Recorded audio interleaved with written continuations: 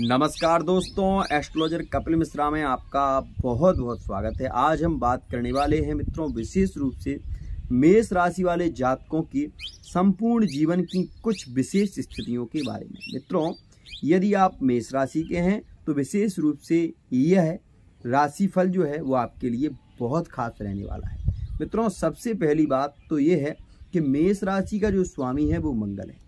मेष राशि में 3 नक्षत्रों का विशेष योग होता है, अश्विनी, भरणी और कृत्तिका का प्रथम चरण। मित्रों, यह 3 नक्षत्रों के आधार पर ही हम कुछ विशेष योगों पर चर्चा कर पाते हैं। मित्रों, अश्विनी नक्षत्र का स्वामी है अश्विनी कुमार, भरणी नक्षत्र के स्वामी अग्नि और मित्रों कृत्तिका नक्षत्र के स्वामी हैं। तो इस प्रकार से 3 नक्षत्रों का योग इसमें रहता है। मित्रों, प्रथम नक्षत्र के जो नक्षत्रगत स्वामी है वो है केतु, दूसरे नक्षत्रगत स्वामी है शुक्र और तीसरे नक्षत्रगत स्वामी है सूर्य।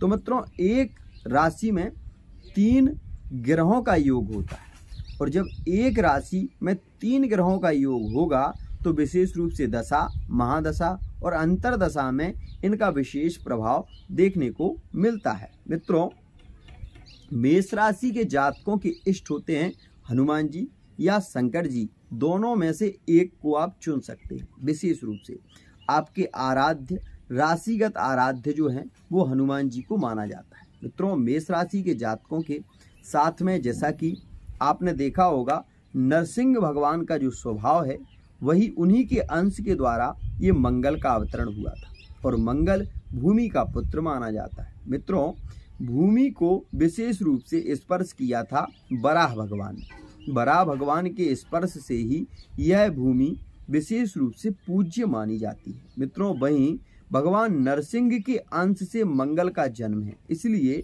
नरसिंहगत स्वभाव मंगल का है। मित्रों, आपने ये देखा होगा कि मेष राशि का जो जातक होता है विशेष रूप से उसको ज़्यादा कोई चीज़ सुनना बहुत ज़्यादा किसी की सुनते नहीं हैं और दूसरी बात ये किसी के आगे बहुत ज़्यादा झुकना पसंद नहीं करते। ऐसी स्थिति मेष राशि वाले जातकों की देखी जाती है। मित्रों, वहीं मेष राशि के जातकों के लिए लाल रंग बहुत प्रिय होता है, माणिक्य इनके लिए बहुत खास होता है। मित्रों, कैसी भी स्थिति खराब चल रही हो, अगर मंगल आपका बहुत मजबूत है और आपने माणिक्य को धारण कर लिया तो आप ये देखेंगे कि आपके प्रेम संबंधों में बहुत अच्छी स्थिति होगी, साथ ही आपकी जॉब के योग बनेंगे, साथ ही यदि आपके पास में भूमि है पर्याप्त तो भूमि से भी आपको बहुत अधिक लाभ के योग बनेंगे। मित्रों, क्या होता है जब भी कोई नक्षत्रगत स्वामी या फिर स्वामी राशि का स्वामी अगर उच्चगत स्थिति में होता है तो व्यक्ति के जीवन में हर प्रकार की संपन्नता देखने को मिलती है। मित्रों, वहीं आप इस गोचर में विशेष रूप से देख रहे होंगे कि जो मेष राशि में अभी राहु विराजमान है। मित्रों, यह राहु जो है जब भी गोचर में होकर राहु मेष राशि में आते हैं तो विशेष रूप से दाम्पत्य जीवन को बिगाड़ देते हैं। मस्तक में चोटगत स्थितियां, एक्सीडेंट के योग भी बनाते हैं। मित्रों, संपूर्ण जीवन में आपका भाग्योदय की स्थिति की यदि बारे में हम बात करें तो 16 वर्ष में आपकी कुछ स्थितियां सुधार पर आती हैं, क्योंकि मंगल जो है वो युवा अवस्था में ही अच्छी स्थितियां बनाता है। मित्रों, 26 से और 31 वर्ष में आपका भाग्योदय विशेष रूप से होता है। यदि आप सरकारी जॉब के लिए प्रयत्न करते हैं तो 16 वर्ष से आपके ऐसे योग होते हैं जिसमें आप पुलिस, आर्मी विशेष रूप से और मित्रों विशेष रूप से शिक्षक विभाग में भी जॉब के बहुत ही अच्छी स्थितियां नजर आती हैं। मित्रों, वहीं मैं आपको बता दूं कि मंगल प्रेम संबंधों में प्रगाढ़ता देता है और वो केवल 3 राशियों में ही खास प्रगाढ़ता देता है। सबसे खास मेष राशि के लिए सिंह राशि और धनु राशि। मित्रों, पूर्वी क्षितिज पर उदित होने वाली ये 3 राशियां होती हैं। हर दिशा में 3-3 राशियों का विभाग मित्रों बटा हुआ है, जैसा कि वृषभ राशि, कन्या राशि और मकर राशि ये दक्षिण की राशियां होती हैं। मित्रों, वहीं पश्चिम की राशियां होती हैं 3, विशेष रूप से तुला राशि, मित्रों मिथुन राशि और कुंभ राशि। ये 3 राशियां जो हैं वो विशेष रूप से पश्चिम दिशा की राशियां मानी जाती हैं। मित्रों, वहीं यहाँ पर उत्तर दिशा की 3 राशियां होती हैं, जो कि वृश्चिक, कर्क और मीन। ये 3 राशि उत्तर दिशा की ओर सीधा सा संकेत करती हैं। मित्रों, जब भी किसी व्यक्ति के विवाह की चर्चा चलती है तो आपने ये देखा होगा कि ज्योतिषी बता देते हैं कि किस दिशा में विवाह के योग बनेंगे। क्या उन्हें कोई सपना आता है? नहीं, केवल मित्रों सीधा सा संबंध होता है राशियों का। राशि जो है वो हमारे भचक्र के अनुसार हर दिशा में मौजूद होती हैं। इसके आधार पर ही हम एक डिसीजन आपको बताते हैं कि इस दिशा में आपके विवाह के योग बन रहे हैं। मित्रों, आप ये सोचिए, मान लीजिए आपका संबंध सिंह राशि से है, तो व्यक्ति सीधा ये नहीं कह सकता कि सिंह राशि में विवाह होगा तो पूर्व दिशा में ही होगा। वो केवल ये कहेगा कि पूर्व दक्षिण की ओर संबंध होने के विशेष योग हैं। मित्रों, केवल बात उसने क्या कही कि पूर्व और दक्षिण की ओर विवाह होने के विशेष योग हैं। तो सीधी सी बात है कि वो आपकी कुंडली में ये देख लेंगे कि सूर्य किस स्थान पर है, साथ ही आपकी सूर्य की जो स्थिति है वो किस दिशा की ओर निर्देश कर रही है। मित्रों, इसी के आधार पर वो व्यक्ति आपसे कहेगा कि आपका विवाह दक्षिण पूर्व में होगा। मित्रों, यह तो थी विवाह की स्थिति। मित्रों, वहीं मैं बात कर लूं, आपके जीवन में और भी स्थितियां नजर आएंगी। जैसे कि यदि आपकी उम्र 33 वर्ष की हो गई है तो आप ये भी महसूस करेंगे कि धीरे धीरे जो है ना, भाग्य आपका सपोर्ट कर रहा है और भाग्य आपको सपोर्ट कर रहा है, लेकिन आप अपने कार्य से बहुत ज़्यादा पीछे की ओर जा रहे हैं। मित्रों, एक स्थिति इसमें खास ये होती है कि अगर मंगल मेष राशि का जातक 31 वर्ष में अपने कर्म को निर्धारित रूप से नहीं करता तो मित्रों विशेष रूप से 31 वर्ष के बाद में उसमें शिथिलता आने लगती है और वो व्यक्ति बहुत ज़्यादा आलसी होने लगता है। आलस्य के कारण फिर उसका भाग्योदय, सीधी सी बात है कि भाग्योदय में कमी आ जाती है।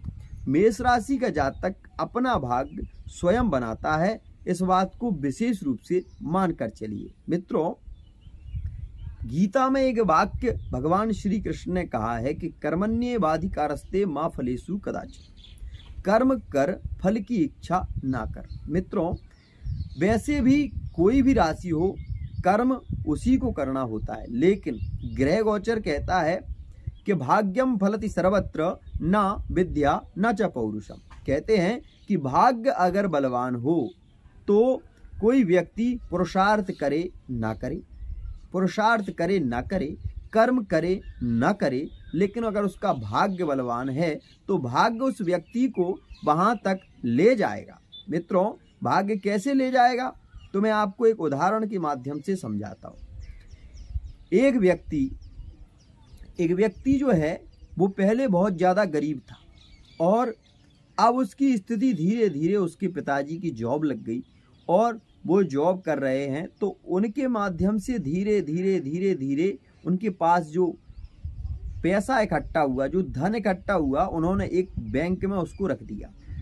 अब मित्रों, धीरे धीरे क्या हुआ कि उनका बुढ़ापा आ गया। अब वो बालक जो उनके घर में जन्म लिया था मित्रों, अब वो अपने धीरे धीरे वृद्धि को प्राप्त होने लगा। तो उसने किया, कुछ नहीं किया, लेकिन उसको राजयोग की स्थिति बन गई। अब मित्रों क्या है कि उसने थोड़ी सी मेहनत की, थोड़ी सी तैयारी की और भाग्य उसका बलवान था तो उसकी जॉब लग गई। अब मित्रों, भाग्य का बलवान होना ना होना ये स्थितियों का कैसे पता चलता है? मित्रों, सीधी सी बात है, आप स्वयं अनुभव इस बात का कर सकते हैं कि आप तो रोज सोचते हैं कि मुझे आज इतना पढ़ना है, क्या आप उतना पढ़ पाते हैं? आप ये सोचते हैं प्रतिदिन कि कल मुझे इतना कार्य करना है, क्या वो पूरा कार्य आप कर पाते हैं?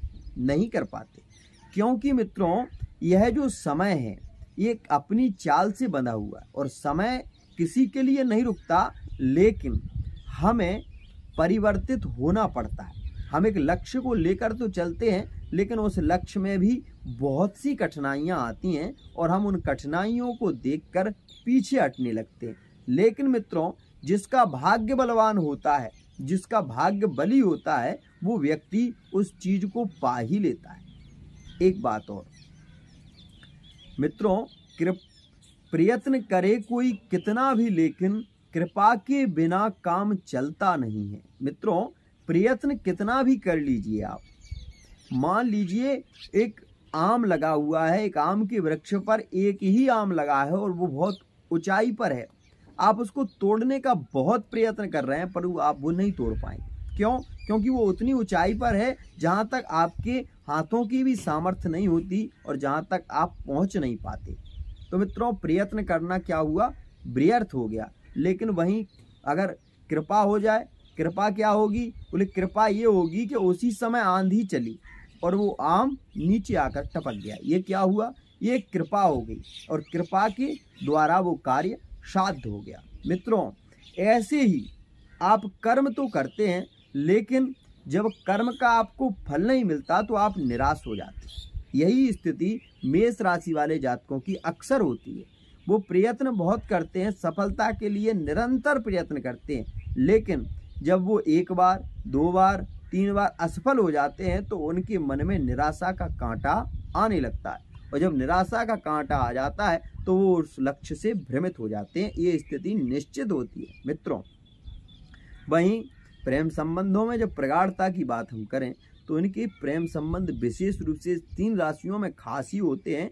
और मित्रों, एक बात और, अगर इनकी कुंडली में मंगल शनि की युति या शनि का योग बना तो इनके संबंध विशेष रूप से कुंभ राशि में और विशेष रूप से मिथुन राशि में भी बहुत खास देखे जाते हैं। ये स्थिति बहुत खास रहती है। मित्रों, इनकी विवादित स्थिति किन राशियों में ज़्यादा रहती है? मित्रों, मैं आपको बता दूं, इनके विवाद, इनके झगड़े बहुत ज़्यादा ना बनना, प्रेम संबंधों की अच्छी स्थिति का ना होना, विशेष रूप से मीन राशि में इनके संबंध श्रेष्ठ नहीं हो पाते और विशेष रूप से वृषभ राशि में भी कहीं ना कहीं कमी दिखाई देती है, जिसके कारण ये प्रेम संबंधों में बहुत अच्छी स्थिति नहीं हो पाती। मित्रों, एक मुखी रुद्राक्ष मेष राशि वाले जातकों के लिए बहुत खास होता है। एक मुखी रुद्राक्ष यदि ये धारण करते हैं तो इनके जीवन का बहुत अच्छा एक लक्ष्य इन्हें प्राप्त हो पाता है। वहीं मित्रों, इनके लिए 3 रत्न निर्धारित हैं। एक तो पुखराज,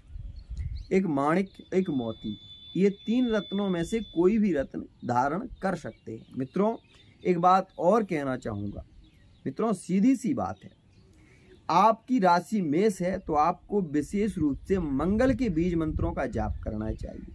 यदि आपके साथ में दुर्घटनाएं ज़्यादा हो रही हैं, कुंडली आपकी नहीं है, आपको ये लगता है कि सर में चोट की समस्या ज़्यादा हो रही है, महीने में बहुत ज़्यादा चोट चपेट की स्थिति बन रही है, बहुत ज़्यादा खून निकलता है, तो आपको मंगल के लिए मसूर की दाल को लेकर और उसमें कुछ दक्षिणा रखकर आपको उसको मंगलवार के दिन उसार लेना है 7 बार और सारने के बाद एक नारियल के साथ में उसको जल में प्रवाहित कर देना है। ऐसा करने से आप ये देखेंगे कि चोट चपेट की जो स्थितियां आपकी चल रही थी, जो दुर्घटना के योग आपके चल रहे थे, वो कम हो जाएंगे। साथ ही आपके प्रेम संबंधों में प्रगाढ़ता आएगी, दाम्पत्य जीवन आपका सुखी होगा। आज के लिए इतना ही।